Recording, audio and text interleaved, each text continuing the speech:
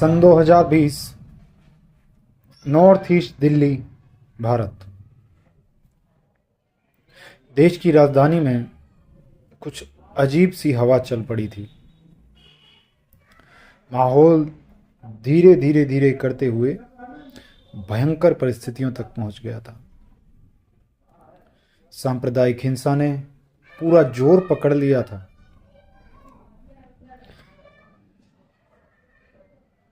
जो लोग कल तक एक दूसरे के दोस्त थे, वह भी अब एक दूसरे से मिलने से बच रहे थे, क्योंकि उनकी जाति और धर्म अलग थे और वे चाह कर के भी मिल नहीं सकते थे।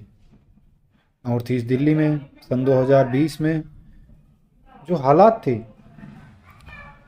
वह हालात यदि किसी ने देखे हैं तो वह इन हालातों की गंभीरता को समझ सकता है। आखिर हम कितनी गंभीर बात कर रहे हैं। जी हाँ दोस्तों, आज हम सन 2020 में लगभग 23 फरवरी के आसपास दिल्ली दंगों की बात कर रहे हैं, जो कि नॉर्थ ईस्ट दिल्ली में हुए। दोस्तों, इन दंगों में न जाने कितने बेकसूर लोगों को अपनी जान से हाथ धोना पड़ा। ये सांप्रदायिक हिंसा ने दिन प्रतिदिन जो आग पकड़ी, उस आग में न जाने कितने नन्हे मुन्ने बच्चों को अपने माँ बाप से अलग होना पड़ा, उनसे बिछड़ना पड़ा। कितने परिवार के सदस्यों को एक दूसरे का साथ छोड़ना पड़ा, क्योंकि वह अब इस दुनिया में नहीं थे। न जाने कितने घर फूंक दिए गए और कितने लोगों को मौत के घाट उतार दिया गया। लेकिन शायद आप उस मामले की गंभीरता को समझने में असमर्थ हैं, क्योंकि आपने वह दंगे नहीं देखे हैं। जी हाँ दोस्तों, मैं नॉर्थ ईस्ट दिल्ली में उस समय जहाँ वह दंगे हो रहे थे वहीं पर था। और दंगों हालात इतने ख़राब थे कि रातों को जब लेटते थे तो शोर मचता हुआ आता था। एकदम से कहते थे, अरे भाई दंगे शुरू हो गए, लड़ाई शुरू हो गई। सभी लोग अपने घरों से बाहर निकल जाते थे अपनी जान बचाने के लिए, उन लोगों का सामना करने के लिए जो असामाजिक तत्व उस समय सक्रिय थे। हालात बहुत ख़राब थे। जब बार बार ऐसे रातों को शोर मचने लगे और हल्ले मचने लगे, छोटे छोटे बच्चे, सभी बड़े बुजुर्ग पूरी पूरी रात भर जागने लगे, तो आप सोच सकते हैं नौजवानों की, जो लड़के, जो पुरुष, जो बच्चे उस समय जाग रहे थे, जो महिलाएं जाग रहे थे, उनकी धड़कनें, दिल की धड़कनें एकदम तेज हो जाती थी। हाथ पैरों की में कपकपी छाने लगती थी बहुत सारे लोगों को डर के मारे। न जाने अब क्या होगा, अब क्या होगा, अब क्या होगा, क्योंकि हालात बहुत ही भयावह थे। और यूं तो पुलिस विभाग ने और आर्मी ने भी मोर्चा संभाल रखा था, रैपिड एक्शन फोर्स ने भी, लेकिन बावजूद इसके हालात बहुत ख़राब थे। लोगों को अपनी जान से हाथ फिर भी धोना पड़ रहा था। आप सोच रहे होंगे कि ये आज वीडियो ऐसी क्यों बना रहा हूँ मैं।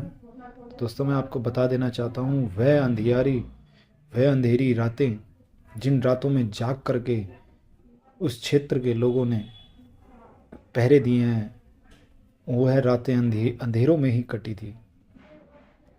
ऐसी एक अंधेरी रात को मैं भी बैठा हुआ था बाहर, तो जो मैंने देखा उसने मुझे एकदम से मेरे सोचने के तरीके को बदल दिया।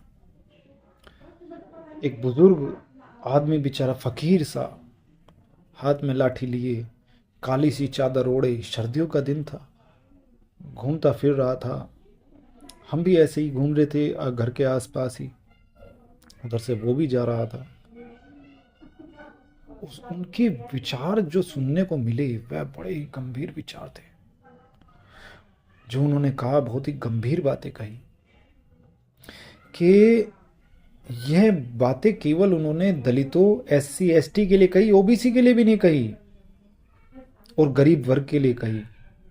क्योंकि ओबीसी का एक बहुत बड़ा तबका जिन्होंने ये आरक्षण प्राप्त किया है, उन्हें आरक्षण की आवश्यकता नहीं है। उनके पास जमीन जायदाद, आईएएस आईपीएस, बड़ी बड़ी रैंक पे बड़े बड़े अधिकारी, बड़े बड़े बिजनेसमैन उनके परिवार में, उन्हें आरक्षण की जरूरत नहीं थी। ओबीसी वर्ग के एक बहुत बड़े तबके ने तो जबरन ये आरक्षण दिया। तो उन्होंने जो कहा वो उसने मेरी सोचने समझने की क्षमता को ही बदल के रख दिया। और उन्होंने जो कहा वह कहा कि दलितों को, SC ST OBC, SC ST वर्ग को यह विशेष रूप से ध्यान रखना चाहिए कि आप जातिगत या धार्मिक हिंसा में, धार्मिक उन्माद में, सांप्रदायिक उन्माद में शामिल ना हों, क्योंकि उस दौरान बहुत सारे एससी एसटी वर्ग, गरीब वर्ग अपनी जान बचाने के लिए इधर उधर झुंड बना करके पहरे दे रहे थे अपने अपने मोहल्लों में। तो उन बुजुर्ग फकीर ने जो कहा, बहुत ही इंपॉर्टेंट बात कही, ये ध्यान देने योग्य बात है दोस्तों, बहुत गंभीर बात है कि यह जो असामाजिक तत्व हैं, जो ये हिंसा फैला रहे हैं, वह तो केवल अपनी राजनीतिक रोटियां सेक रहे हैं और राजनीतिक रोटियों के साथ लूटपाट मचा रहे हैं और अपने घरों को भर रहे हैं। गांवों में, देहातों में, शहरों में जब एससी एसटी, गरीब, दलित वर्ग को जब सांप्रदाय के नाम पे, धर्म के नाम पे, जाति के नाम पे डराया जाता है, तो आखिर जानते हैं उसका मकसद क्या होता है? वह लोग आपके घरों में पैठ करना चाहते हैं, कभी किसी धर्म का डर दिखा के, कभी किसी जाति का डर दिखा के, कभी किसी व्यक्ति का डर दिखा कर, और धीरे धीरे धीरे धीरे आपके परिवार को वह बर्बाद कर देते हैं। आपके परिवार की महिलाओं को, स्त्रियों को वो गलत रास्तों पे लगा देते हैं। और साथ ही साथ वह ज़्यादातर उनमें ऐसी लड़कियां, ऐसे महिलाएं होती हैं कि वह उन्हें किधर का भी नहीं छोड़ते, धर्म के नाम पे डरा डरा करके वह उनका शोषण करते रहते हैं। फिर क्योंकि वो एक अमीर और उच्च वर्ग से होते हैं, जिस कारण वह ना ही तो उन महिलाओं को शादी विवाह करते हैं, ना ही तो ले जाते हैं, और ना ही उन्हें छोड़ते हैं। फिर चाहे गांव में हो या शहर में हो या देहात में हो या कहीं भी हो, वह इसी पैटर्न को फॉलो करते हैं और फिर उनका शोषण करके, और फिर वह अपने धर्म या जाति के लोगों, महिलाओं से शादी करके उन महिलाओं को ऐसी छोड़ देते हैं। और वह लड़की मजबूरन जब अपनी जाति के लड़के के साथ शादी करती है, तो उस दौरान वह लोग उसका तब भी पीछा नहीं छोड़ते हैं और विवाह पश्चात भी उसके साथ शारीरिक संबंध और उसके साथ अवैध संबंध बना के रखते हैं, और उनकी जो धर्म पत्नी है उसे घर पे रखते हैं। और आपके परिवार को आर्थिक रूप से इतना कमजोर कर देते हैं, इतना गरीब बना देते हैं वह लोग, कि वह आप आर्थिक रूप से कभी सक्षम ही नहीं होने देते आपको, ताकि आप उनकी बराबरी ना कर सकें। और फिर धीरे धीरे आपको ये संप्रदाय के नाम पे, धर्म के नाम पे, जाति के नाम पे उन लोगों का भय दिखा करके फिर वह आपको उस हिंसा में कूदने पे मजबूर कर देते हैं, और पीछे वह साइड में बैठ करके अपनी रोटियां सेक रहे होते हैं। और जब आप इस दुनिया में नहीं होते हैं, मुकदमों में फंस जाते हैं, तो फिर वह अपने घर, आपके घरों पर कब्जा कर लेते हैं। वह फकीर बहुत सारी बातें बता रहा था, लेकिन इतनी बातें जो मैंने आपको कही है, इन बातों ने मेरे दिमाग की परतों को हिला के रख दिया।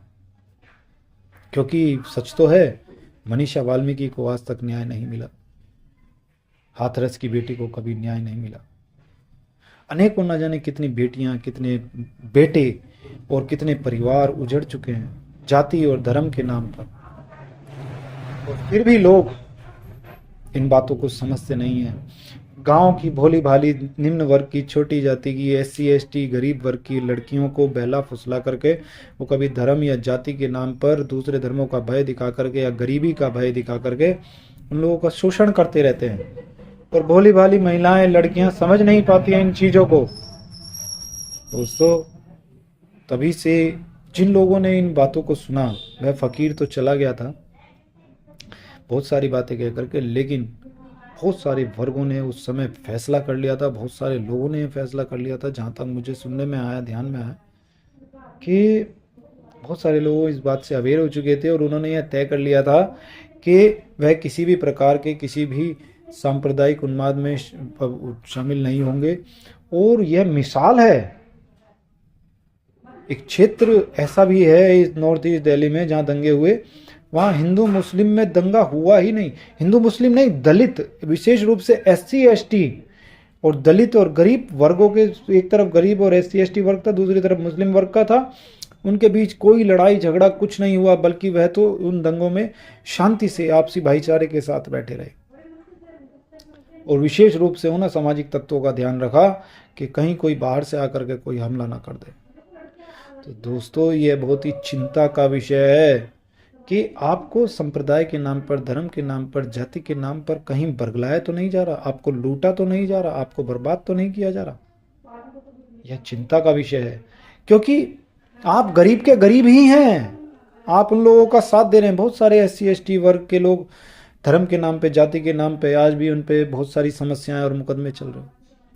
लेकिन क्या वास्तविकता में यह एक समस्या है एससी एसटी और दलित और गरीब लोगों के लिए, या केवल ये ऊपर बैठे हुए लोगों को राजनीतिक मुद्दे बनाने का एक बहाना भर है?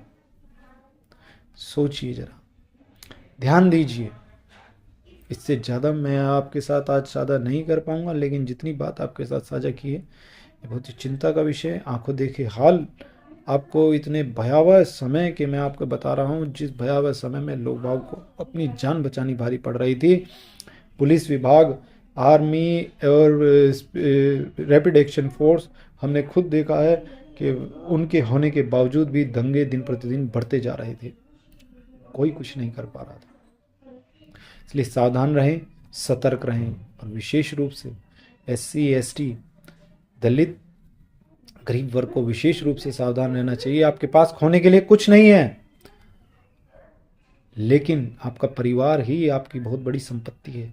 उसकी सुरक्षा, जिम्मेदारी से निभाएं और सावधान रहें, सतर्क रहें। Thank you very much. मैं शक्ति कुमार आपसे आज्ञा चाहूँगा। हमारे चैनल को लाइक, शेयर और सब्सक्राइब करना ना भूलिएगा। धन्यवाद।